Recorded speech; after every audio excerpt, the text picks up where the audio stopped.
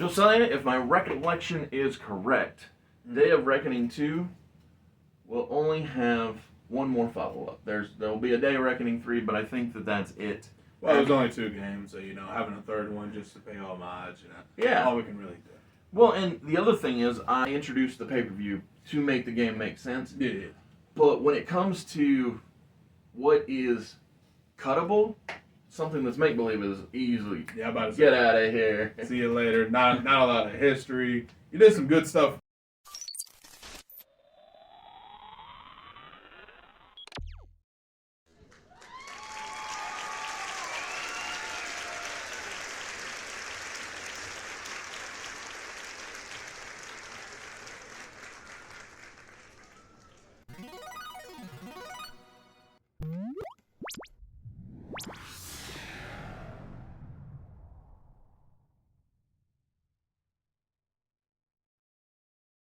We are in Hershey, Pennsylvania at the Giant Center.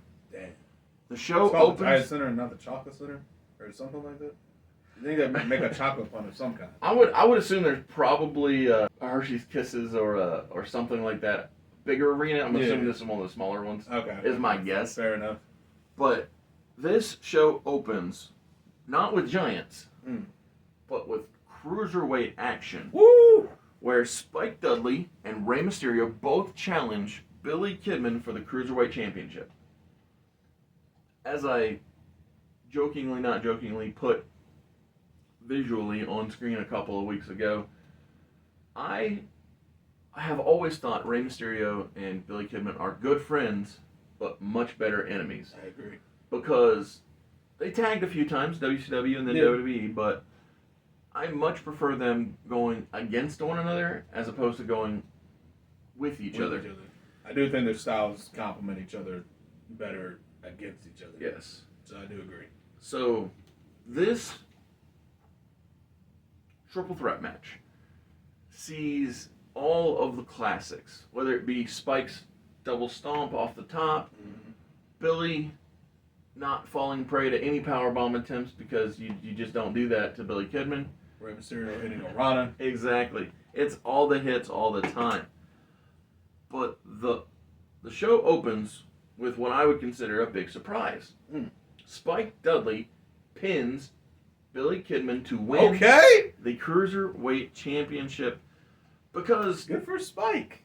I love Spike, man. So to me, it felt more poetic for him to walk away with the title because he was only placed into the storyline because Vince thought, oh, this is a way to get Billy out of his title defense with Ray. Yeah. I'll just go out there and beat this nobody, this ECW cast off. Yeah, exactly. And so I thought, oh man, it's too good for Spike not to win this match. Yeah. And so that's why he walks away with the Damn title. Dudleys, man.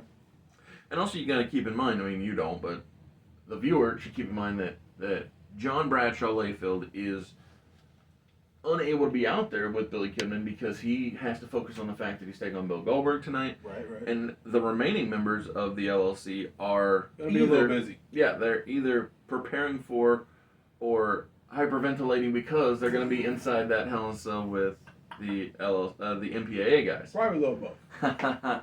So the next contest is a traditional tag team affair where Tajiri and Funaki take on Jamie Noble and Toa Reigns, Kononis, accompanied by Hurricane and Saren Moore.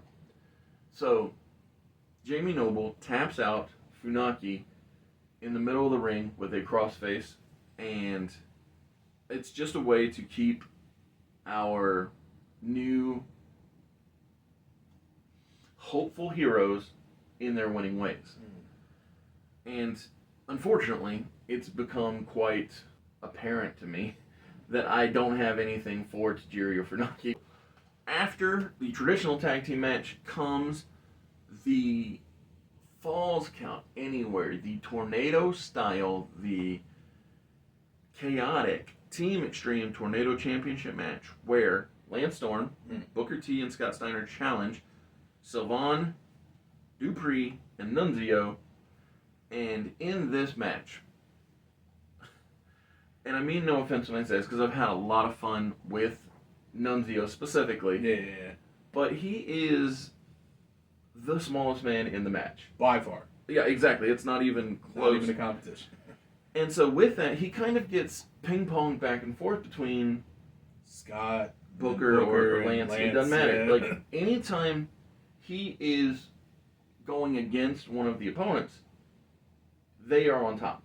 Whereas when Sylvain or Dupree are going at it with any of the baby faces, they kind of stand a chance. Yeah. They hold their own, if you will. Right. But in the end, Landstorm, he hits a beautiful super kick. He's so good at it. Yep. I remember that super kick. And Nunzio takes the fall in the middle of the ring while Booker is going at it with Sylvain on the ramp, and Steiner has Dupree locked in the Steiner recliner. I'm going to say by the announce table, roughly. Yeah. And basically, out of the way is the point. Exactly, out of the way is the point. And so Lance, the newest member of the Best First Generation, gets the dub and wins the titles for the trio. You love to see it. And so two title changes in a row. On the night. Yeah, and so 2 title matches, 2 title changes. Up next, non-title match. Right. But it is Bill Goldberg seeking his revenge on John Bradshaw Layfield for the costing him of a chance to enter the Elimination Chamber. For the Intercontinental Championship. Correct. And I was going to say walk away with gold because Bill has done nothing but dominate since his debut. Very true.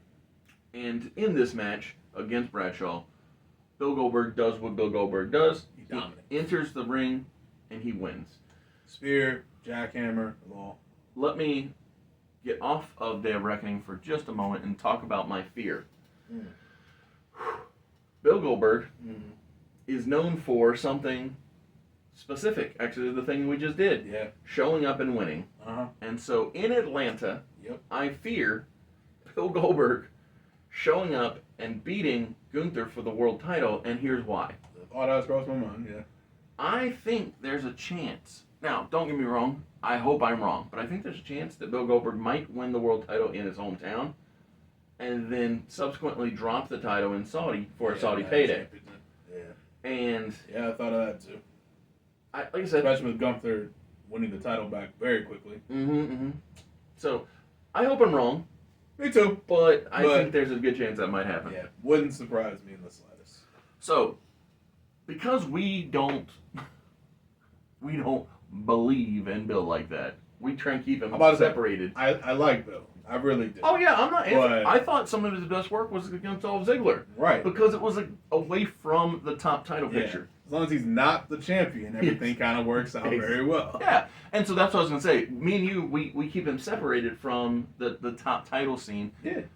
Or even the secondary title scene. I'm about to say, yeah. Whatever it needs to be so as to not hurt everything around the show to keep him comfortable. I'm about to say, it can work if booked correctly. The problem is, like, it's very derailing. Very derailing. I saw somebody post that Kevin Owens' Universal title reign was cut short for Bill Goldberg. Yep.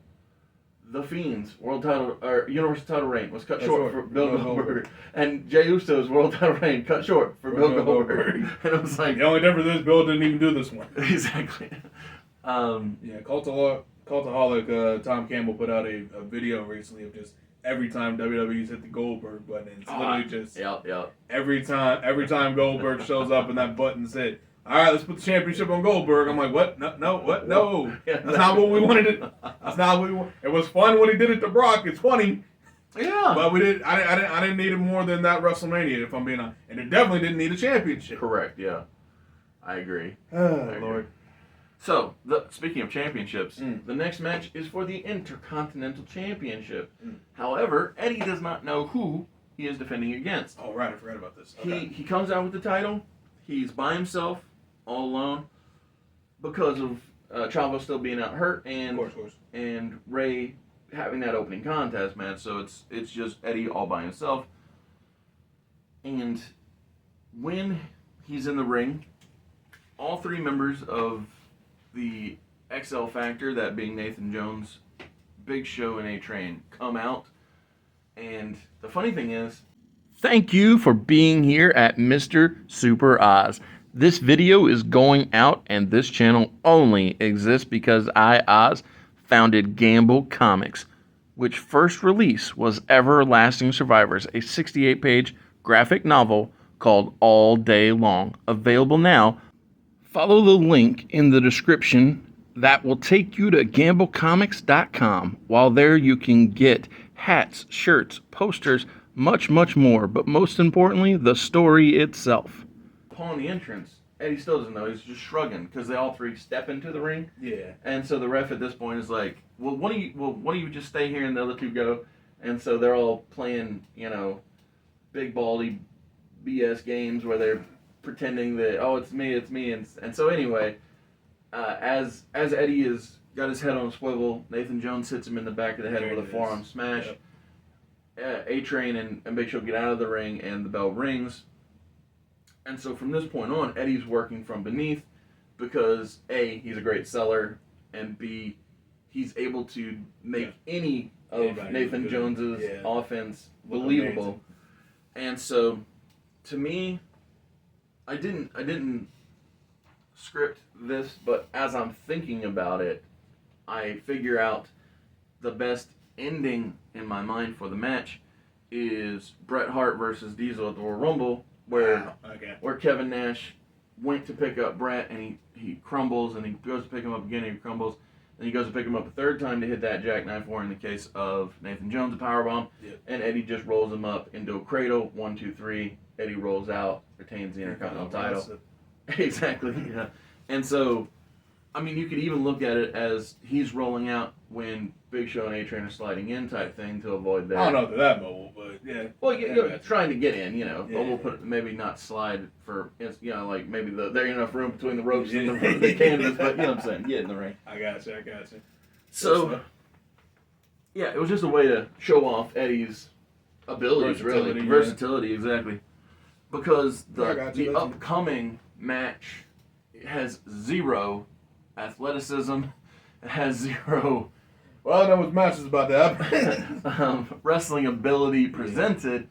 What it is a melodrama of evil incarnate versus. I think outside of the few times she's dealt with her husband, just a noble, kind boss, right? Sure. Because anytime her husband has been involved in the storyline, she can't help but let her bias get the better of her. Absolutely. But any other time that she's actually just been a good GM, and so which is rare as hell. Yeah, and it's because of the so many times that people want to repeat either the Mr. McMahon character or the sleazy E character, whichever way you want to look at it, and very few exceptions or very few people get to that level that I just choose not to do it. Like, to me, it's like, if you can't get to the tip if you're not going to hit the mark, why try? Don't shoot the arrow. And so, like, that's why I just let her be a human being. Yeah, a person who makes good sense, And so it's the exact same match that happened. It's Vince humiliates his daughter. I mean, in the real world, Linda was out there, pre-planned. I'll just have her come out unplanned, because much like how Trish at WrestleMania didn't drug Linda and she got involved, this time Linda can come to support Stephanie to try and be that counterweight for. I know, and the bastion of personality that is Linda McMahon really killed the role. Well, that on that particular night she did. Yeah. This one not so much, but that one she really did good work. But Vince wins. He's an egomaniac. Him and his 3 mistresses, if you will, but not even all that mysterious of mistresses. Rub it in his wife's face and his daughter's face, and it's just, be bad and blatantly bad. Because be bad. Yeah, exactly. And so, while Stephanie did quit, while she was choked out with the pipe, she created the next match. She's the one who planned it. It's the reason it's going down. It is Maven, Huffman, Doug Basham, and Danny Holiday taking on Farouk, Rodney Mack, and Mark Henry inside Hell in a Cell. Now, in the real a lot of bodies. In the real world, there's only ever been one 6-man kind of. Yeah. Armageddon Hell in a Cell. Exactly, the Armageddon Hell in a Cell, where it was 6 men inside the cell, right, or in and around it, we'll say. But, right, yeah, I forgot about the extra. Yeah, they did get out and do nonsense, but my point is, it's a proven fact that you can make 6 men work in the cell. But I've long had the mindset / argument that Elimination Chamber is the perfect vehicle to tell a multi-man cage story. A faction versus faction story. Gotcha. So this is I thought this long before WWE brought War Games in. Mm-hmm. And I was like, man, why is it that the Wyatt family versus the Shield happened at Elimination Chamber, but not in an Elimination Chamber?